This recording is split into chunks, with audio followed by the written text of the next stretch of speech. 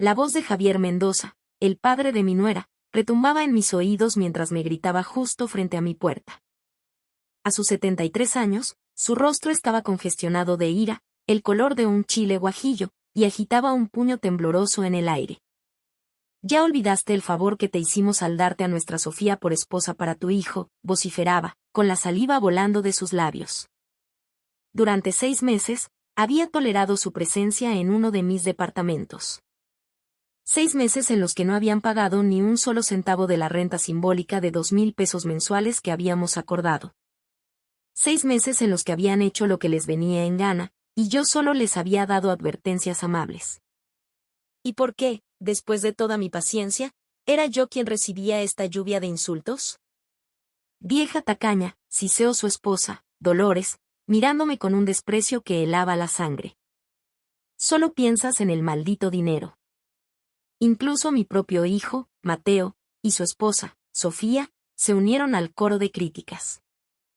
Mamá, por favor, no seas tan cruel, suplicó Mateo.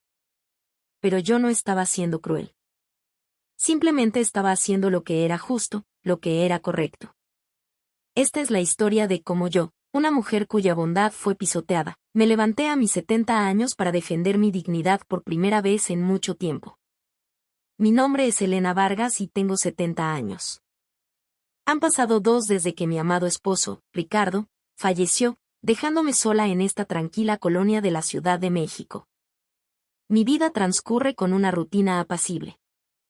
Me levanto cada mañana a las 6 en punto, enciendo una veladora junto a la fotografía de Ricardo en la pequeña repisa de la sala y, después de un café cargado, salgo a caminar por las calles arboladas, un ritual que me conecta con él y con el día que comienza. El dinero que Ricardo me dejó, unos 3 millones de pesos, descansa seguro en una cuenta de inversión a plazo fijo. Llevo una vida modesta, y mis vecinos suelen comentar con amabilidad: Doña Elena es un ejemplo de prudencia y rectitud. Hace unos 10 años, cuando mis padres aún vivían, me ayudaron con un adelanto de mi herencia para construir un pequeño edificio con 6 departamentos de una recámara. Le pusimos Los Girasoles. En lugar de entregar la administración a una gran inmobiliaria, preferí tratar directamente con mis inquilinos. Me conocen como Doña Elena, y hemos construido una relación de confianza. Saben que pueden acudir a mí si tienen algún problema. Yo misma me encargo de la limpieza de las áreas comunes y de las reparaciones menores. Es raro encontrar una casera que se preocupe tanto por nosotros, me decían a menudo, y sus palabras eran un bálsamo para mi corazón.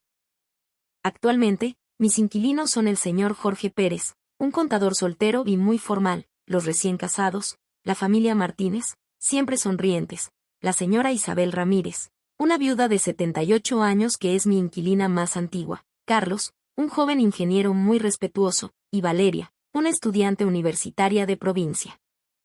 Todos son personas maravillosas, educadas y puntuales con su renta. La señora Isabel, en particular, lleva 8 años viviendo aquí.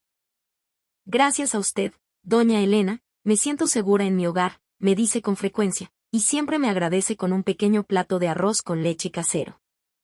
A pesar de vivir de su pensión, paga sus 6,000 pesos de renta sin falta e incluso me ayuda a barrer el patio. Es un alma de bondad. Mi hijo, Mateo, tiene 45 años y es gerente de ventas en una empresa de tamaño mediano. Es un hombre de buen corazón, aunque a veces demasiado blando.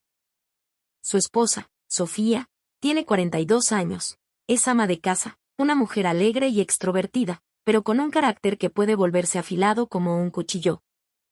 Mi nieto, Leo, es un muchacho de 13 años, dulce y noble, que me llama Abue con un cariño que me derrite el alma. La mayor alegría de mi vida era la visita mensual de mi hijo y su familia.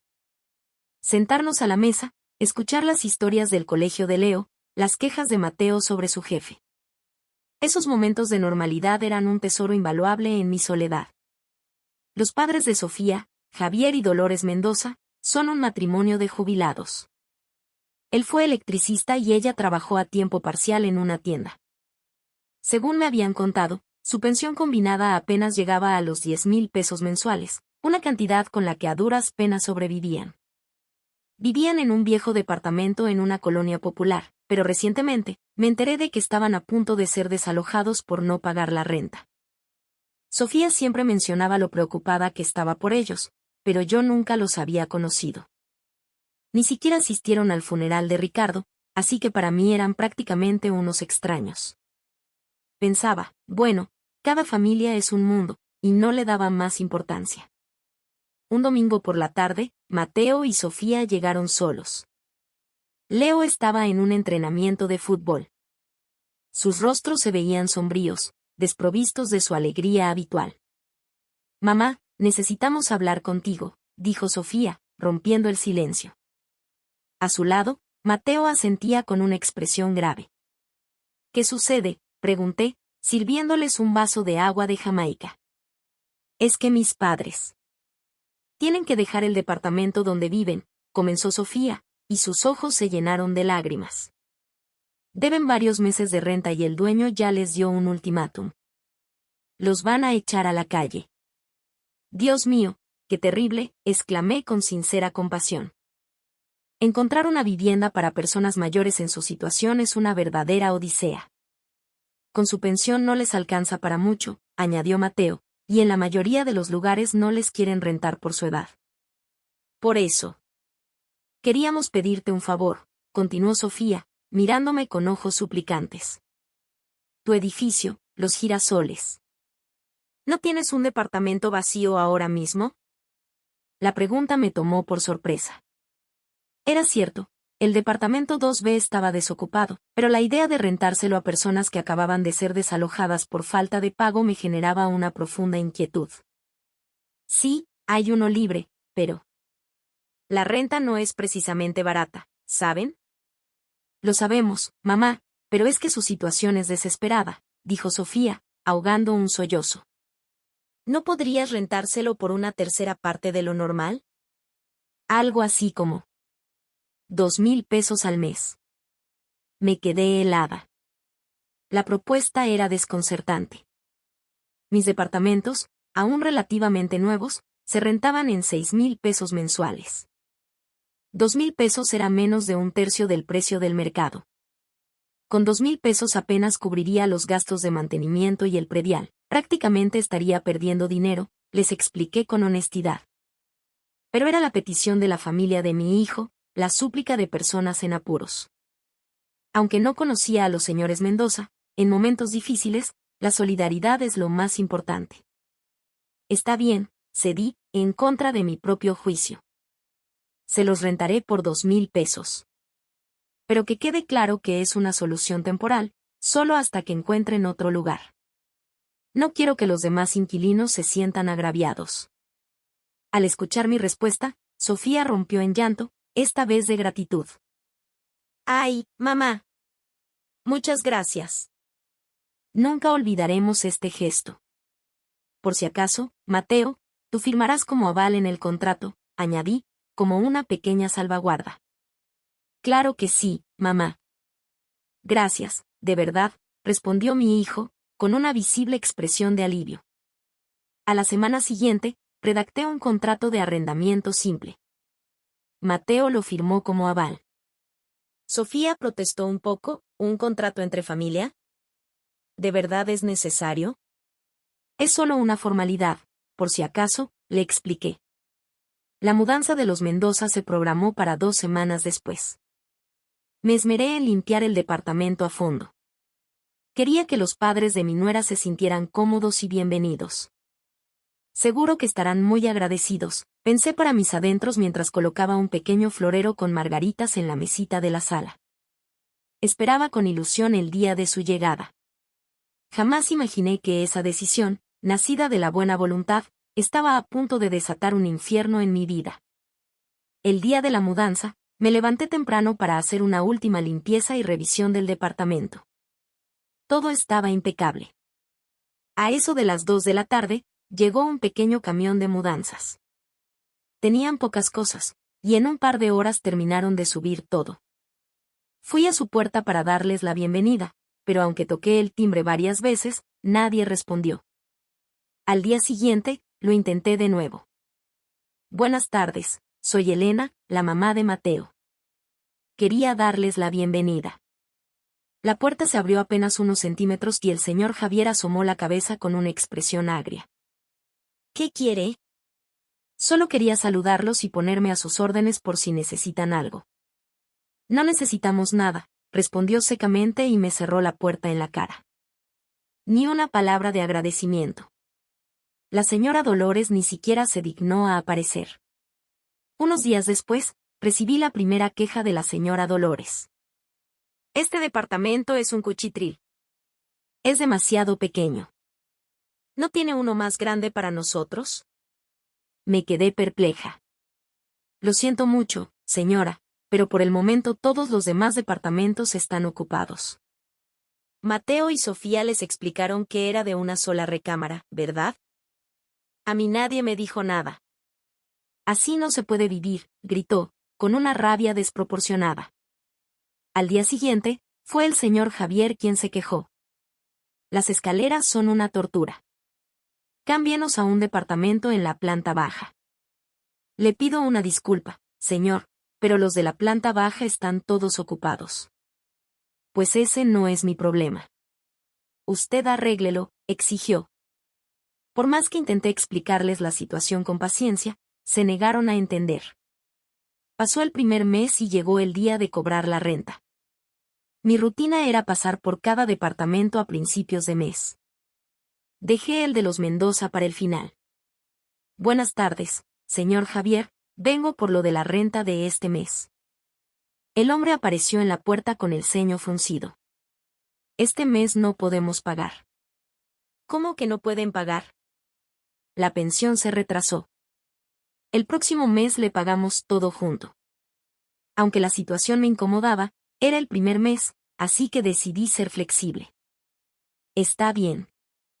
Los espero el próximo mes con el pago doble. Sin embargo, al mes siguiente, la historia se repitió. Hubo un problema en la oficina de pensiones.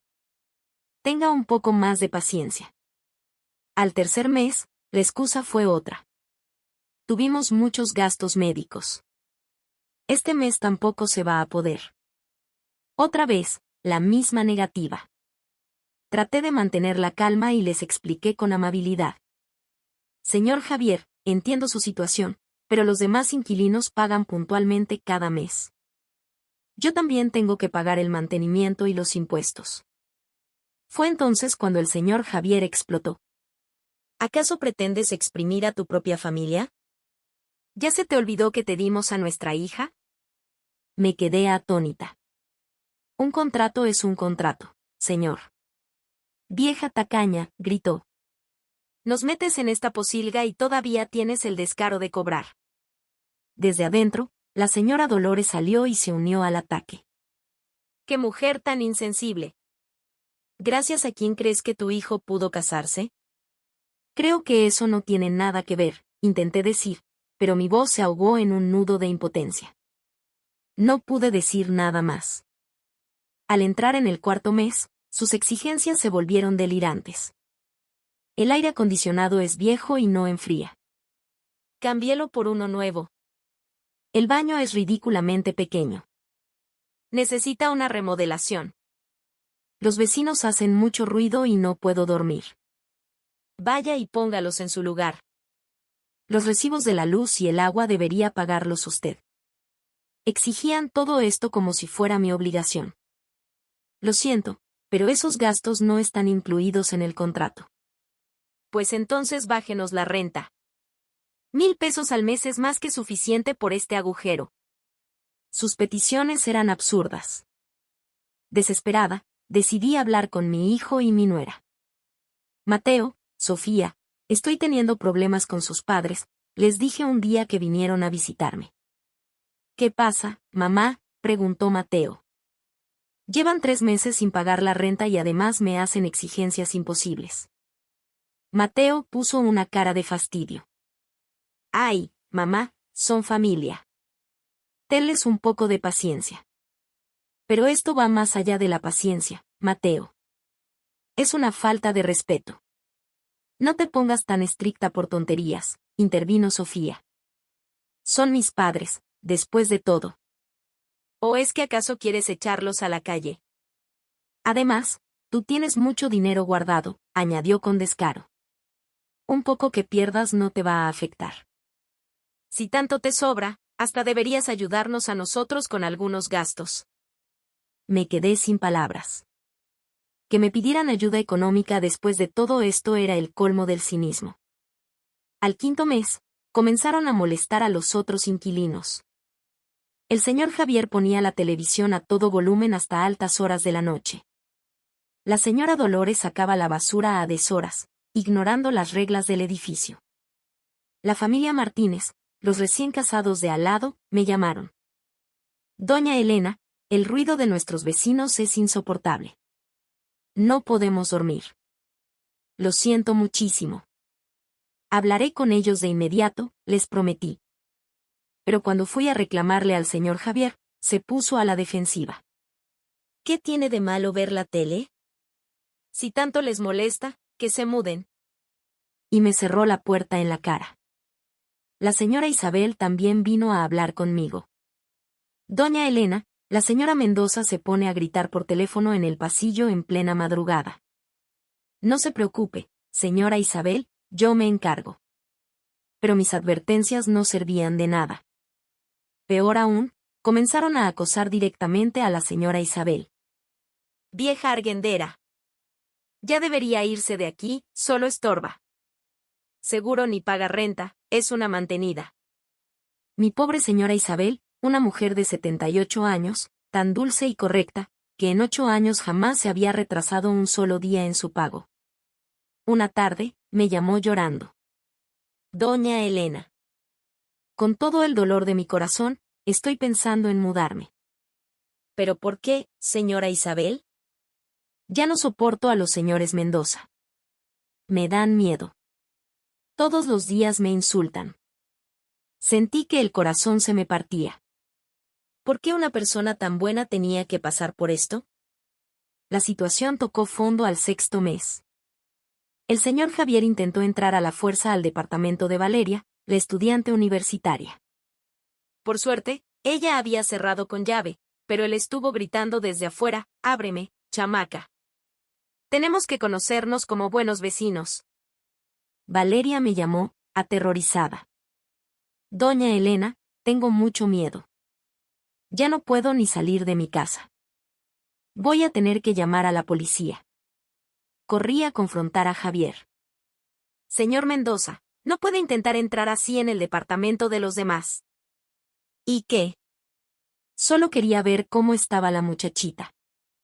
Además, ni casada está, ¿qué tanto problema? Eso no le da ningún derecho. Entrar en una propiedad ajena sin permiso es allanamiento de morada.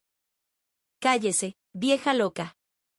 Si no le gusta, llame a la policía, a ver si le hacen caso, gritó, completamente fuera de sí. Las quejas de los demás inquilinos no paraban de llegar. 3 familias me informaron que estaban considerando seriamente mudarse. Cuando le comuniqué esto a la señora Dolores, su respuesta me dejó helada. ¡Qué bueno! Así tendremos más espacio para nosotros. Lo dijo con total naturalidad, como si su plan desde el principio hubiera sido apoderarse del edificio. El incidente que lo cambió todo ocurrió cuando mi nieto Leo vino a visitarme. Abue, ¿por qué los abuelos Mendoza no pagan la renta?, me preguntó con la inocencia de sus 13 años. Sofía, que estaba presente, intervino de inmediato. Leo, no digas esas cosas. Tu abuela tiene mucho dinero, no le hace falta. Leo, confundido, se acercó a mí y me tomó la mano. Abue, ¿quieres que te dé de mis ahorros? Sentí que las lágrimas me quemaban los ojos. Mi nieto de 13 años, preocupado por mí, ofreciéndome su dinero, mientras los adultos se aprovechaban de mi bondad sin el menor escrúpulo. Esta situación era una locura. Tenía que hacer algo. Esa noche, me senté sola en la sala, frente a la fotografía de Ricardo. Repasé los últimos 6 meses. La bondad con la que les ofrecí una renta simbólica de 2,000 pesos, y la desfachatez con la que los Mendoza ni siquiera la pagaron. El apoyo incondicional de mi hijo y mi nuera hacia ellos, exigiéndome a mí más y más paciencia. Y lo más imperdonable, el sufrimiento que estaban causando a mis otros inquilinos, a gente buena y honesta. Mi decisión estaba tomada. Ricardo, mi amor, le susurré a la fotografía, voy a luchar. No puedo permitir que sigan perjudicando a más personas. A la mañana siguiente, comencé a reunir pruebas. Organicé todos mis registros y planifiqué mis siguientes pasos. Primero, el registro de la falta de pago de la renta. 6 meses, un total de 12,000 pesos adeudados. Preparé una copia del contrato de arrendamiento, destacando la firma de Mateo como aval. Luego, el registro de las conductas abusivas hacia los vecinos. Tenía un cuaderno donde había anotado cada queja, con fecha, hora y detalles. Las conversaciones con los Martínez, la señora Isabel y Valeria estaban documentadas minuciosamente. También tenía grabaciones en mi celular de sus exigencias de reparaciones y sus insultos. Cada palabra, cada amenaza, era una prueba. Finalmente, organicé las cartas de queja por escrito que había recibido de los otros inquilinos. Su desesperación era evidente. Con todas las pruebas en una carpeta, busqué un despacho de abogados en mi colonia y les expliqué toda la situación. Esto es un claro incumplimiento de contrato, doña Elena, me dijo el abogado mientras revisaba los documentos. No solo por la falta de pago, sino por el acoso a los vecinos y el intento de allanamiento. Tenemos motivos más que suficientes para un desalojo forzoso. ¿Qué necesito hacer? Primero, enviaremos una notificación formal por correo certificado, exigiéndoles el pago total del adeudo y el cese inmediato de las conductas abusivas. Si no responden, procederemos por la vía legal. También quiero demandarlos por daños y perjuicios, añadí con firmeza. Tiene todo el derecho. Calculemos los daños. Hicimos una estimación, 40,000 pesos de compensación para las 2 familias que tuvieron que mudarse por su culpa, 20,000 pesos por daños morales a los vecinos acosados, 100,000 pesos por la devaluación de la propiedad debido a la mala reputación, y los 12,000 pesos de la renta adeudada. El total ascendía a 172,000 pesos. ¿Le parece una cantidad justa?, pregunté. Sí, es un cálculo razonable basado en los daños reales, afirmó el abogado. Y la misma demanda se le hará a su hijo, como aval solidario. Él firmó el contrato. Una semana después, la notificación estaba lista. Se enviaron 2 copias, una para los Mendoza y otra para Mateo. Al día siguiente de que recibieran la notificación, mi teléfono sonó. Era Javier Mendoza. ¿Qué demonios significa esto?, gritó desde el otro lado de la línea. Se supone que somos familia. Ustedes actuaron de manera egoísta, y yo simplemente estoy tomando las medidas correspondientes, respondí con una calma que no sentía. Esto es maltrato de ancianos. Se lo voy a contar a todo el vecindario. A lo lejos, escuché la voz de Dolores gritando insultos. Adelante, hágalo. Pero si difunde información falsa, la demandaré por difamación. ¿Qué? Tengo pruebas de todo. Piénselo bien. Y colgué. Inmediatamente después, llamó Mateo. Mamá. ¿Qué hiciste? Su voz sonaba desesperada. ¿Te das cuenta de lo que has provocado? Esto es un desastre. Perfectamente. Estoy deshaciéndome de unos inquilinos problemáticos. Y tú, como aval, tienes una responsabilidad. Así que prepárate. No puedo pagar 172,000 pesos. Ese ya no es mi problema. Mamá, por favor. Arréglalo de alguna manera. Paga el adeudo completo y retiraré la demanda. ¿De dónde voy a sacar ese dinero? Soy tu hijo. Si no tienes, procederé con el embargo de tu sueldo. Sofía le arrebató el teléfono. Suegra, no puede hacernos esto. ¿Qué le hicimos nosotros? Ustedes defendieron las acciones de sus padres y violaron un contrato. Eso es todo. Al fondo, escuché cómo empezaban a discutir entre ellos, echándose la culpa mutuamente. Pasaron 7 días. La fecha límite para el pago llegó y, como era de esperar, no recibí ni un peso. llamé a mi abogado. Por favor, inicie el proceso legal como lo planeamos. Entendido, doña Elena. Prepararemos la demanda de desalojo y la de daños y perjuicios. Esa noche, alrededor de las 8, el timbre de mi casa sonó con una violencia desmedida. Eran los Mendoza, que habían venido a mi casa a armar un escándalo. Elena Vargas, sal de ahí, gritaba Javier, golpeando la puerta. Respondí a través del interfono. Buenas noches. ¿En qué puedo servirles? No te hagas la tonta. ¿Por qué nos enviaste esos papeles? Es una reclamación legítima basada en el contrato que firmaron. No digas estupideces. ¿Nos vas a echar a la calle? No pienso darle techo a gente que no paga y causa problemas. El mundo no es tan generoso. Por favor, reconsidérelo, suplicó Dolores con voz lastimera. El incumplimiento de contrato es claro. Primero deben irse. No nos haga esto, por favor. Si no se retiran, llamaré a la policía. Al oír eso, se fueron a toda prisa. El día del desalojo forzoso, llegué temprano al edificio. El actuario y mi abogado llegaron poco después, y el proceso comenzó. Los Mendoza se resistieron hasta el final, pero tuvieron que acatar la orden judicial. Te vas a arrepentir de esto. Dios te va a castigar, me gritaba Javier mientras metía sus cosas en cajas de cartón. Elena Vargas, eres un demonio. Hacerle esto a tu propia familia, lloraba Dolores, intentando victimizarse. Un contrato es un contrato. Esto no tiene nada que ver con la familia, respondí, sin inmutarme. La vergüenza que sienten ahora es el resultado de 6 meses de no pagar renta y de atormentar a sus vecinos. ¿Pero no somos familia? Ser familia no les da derecho a perjudicar a los demás. Además, hasta hace 6 meses éramos unos completos extraños. Ni siquiera fueron al funeral de mi esposo. No usé la palabra familia, solo cuando les conviene. A las 3 de la tarde, el desalojo se completó.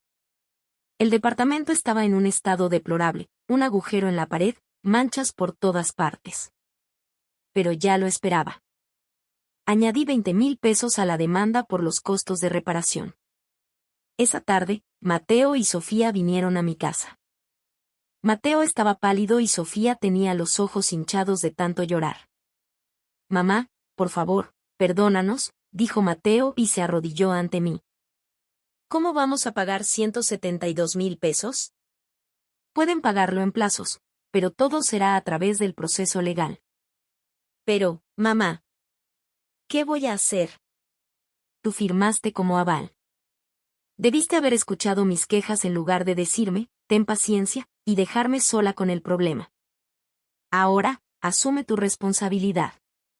Sofía se aferró a mis piernas. Suegra, por favor. Nosotros también somos víctimas. ¿Víctimas? ¿No fuiste tú quien me exigió que los ayudara económicamente?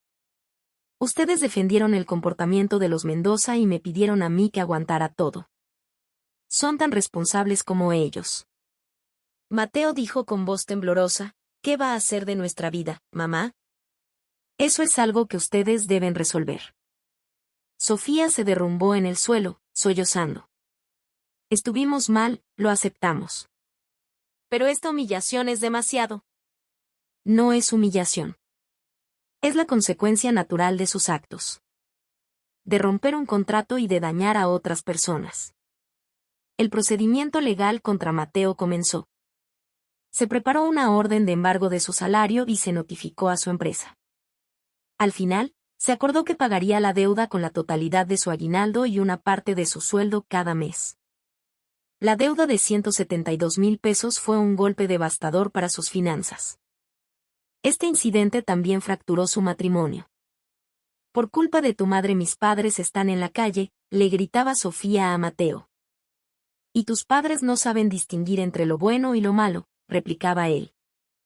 Los Mendoza se mudaron temporalmente al departamento de 2 recámaras de mi hijo, pero 5 personas en un espacio tan reducido era una receta para el desastre. Los conflictos eran constantes. Mateo, superado por el estrés, se enfermó y tuvo que ausentarse del trabajo por un largo periodo. Los Mendoza, lejos de ayudar, le exigían dinero para sus gastos, generando aún más tensión. También causaron problemas en su nuevo vecindario, y Mateo y Sofía tenían que pasarse el día pidiendo disculpas. Finalmente, Mateo llegó a su límite y los echó de su casa. Me enteré de que, mientras esperaban un lugar en una vivienda de interés social, los Mendoza estuvieron viviendo en un parque. Mientras tanto, la paz regresó a los Girasoles. Después de que los Mendoza se fueron, limpié y reparé el departamento y lo puse en alquiler. Inmediatamente recibí varias llamadas y una joven pareja se mudó. Firmamos un contrato por la renta justa de 6,000 pesos. Estamos felices de vivir en un lugar tan bonito y bien cuidado, me dijeron agradecidos. La señora Isabel también pudo quedarse, tranquila y segura. Gracias por todo, doña Elena. Gracias a usted, podemos vivir en paz. Ver su sonrisa me confirmó que había tomado la decisión correcta. Un día, mi nieto Leo vino a visitarme solo. Abue, fuiste muy valiente, me dijo. Sus palabras hicieron que se me llenaran los ojos de lágrimas. Tú también me diste la fuerza, mi niño. Mi mamá está enojada, pero yo sé que tú tienes la razón. Gracias, Leo. Desde entonces, aunque mi relación con mi hijo y mi nuera se enfrió, Leo viene a visitarme una vez al mes. Esos momentos con él son mi mayor tesoro. 6 meses después, comencé una nueva actividad. Me uní como voluntaria a un grupo de asesoría para personas mayores con problemas similares a los míos. Ayudo a otros ancianos que han sido víctimas de abusos, dándoles consejos y apoyo. No se dejen pisotear. Reclamen sus derechos con firmeza, se convirtió en mi lema. Muchos de los que acuden a mí han vivido experiencias parecidas. Están atrapados en la idea de que es familia, hay que aguantar o los viejos debemos ser pacientes, y soportan tratos injustos. La edad no importa, les digo. Poder decir que algo está mal es lo que nos mantiene vivos. Una tarde, mientras tendía la ropa en la azotea, la nueva pareja de inquilinos, los García, se acercaron a saludarme. Doña Elena, muchas gracias por todo. Nos enteramos de que tuvo problemas con los inquilinos anteriores. Eso ya es cosa del pasado, respondí con una sonrisa. El sol del atardecer teñía de oro el edificio. Una tarde tranquila y apacible. Esta era la normalidad que había recuperado. Esa noche, le hablé a la foto de Ricardo. Mi amor, gracias a ti, pude hacer lo correcto. La idea de que, por ser familia todo se perdona, a veces lastima a mucha gente. El verdadero amor consiste en señalar los errores y guiar a los nuestros por el camino correcto. Un año después, mi labor como voluntaria fue reconocida por el municipio, y me otorgaron un reconocimiento por mi contribución a la defensa de los derechos de las personas mayores. De regreso de la ceremonia, pasé frente a los Girasoles. Vi a mis inquilinos conversando alegremente en el patio, los Martínez, la señora Isabel, Valeria, los nuevos, los García. Todos con expresiones serenas. Valió la pena proteger este lugar, pensé desde el fondo de mi corazón. El valor de decir esto está bien y esto está mal. Quizás esa es la herencia más importante que me queda a mis 71 años. A mis 71 años, he comenzado una nueva vida. Una vida en la que sigo mis convicciones sin pedir permiso a nadie. Los días en que me dejaba dominar por la culpa del somos familia son parte del pasado. Lo correcto es correcto, y lo incorrecto es incorrecto. Quizás mi misión ahora es transmitir esa simple verdad. Mañana tengo otra sesión de voluntariado. Llegará una nueva persona a pedir ayuda.